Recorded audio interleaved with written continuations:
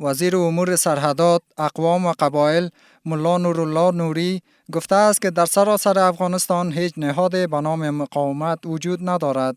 او تاکید کرد که ثبات عمومی در کشور برقرار است و ادعاهای مربوط به مقاومت بی اساس می باشد.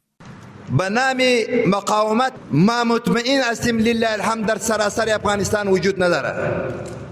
در سراسر افغانستان یک پایگاه نداره. در سراسر افغانستان نه در علما، نه در اقوام، نه در محصلین، نه در بازار، نه بیرون از بازار کسی داره.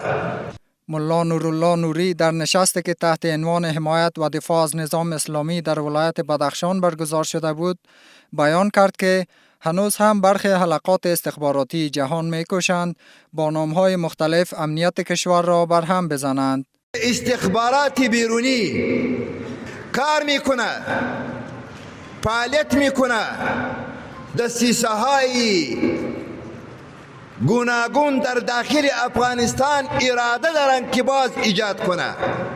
ولله الحمد این ملت افغانستان بسیار تجربه شد.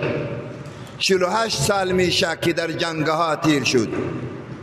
این ملت غیور، این ملت با شهامت، این ملت دین پرور باز دوکه نمیشه. آقای نوری با ابراز اطمینان گفت که ملت غیور افغانستان دیگر فریب نمیخورد، زیرا این مردم اکنون در برابر هر گونه توطئه و نیرنگ دشمن هوشیار و بیدار شدند و اطمینان داد که امارت اسلامی بر تمام قلمرو کشور حاکم است و به هیچ کس اجازه تجاوز نمیدهد.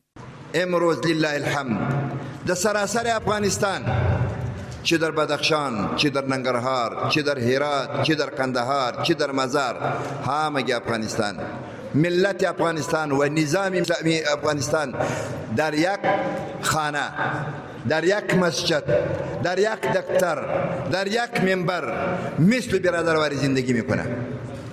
این در حال است که باشندگان محل در این نشست اظهار داشتند که با روی کار آمدن امارت اسلامی در سراسر افغانستان امنیت تأمین شده و تبعیض از میان برداشته شده است. آنان افزودند که برای تقویت بیشتر وحدت ملی و نظام اسلامی لازم است همه شهروندان از رهبران خود اطاعت کنند و جلوی افرادی که تلاش میکنند در کشور به خشونت و ناامنی دامن بزنند گرفته شود.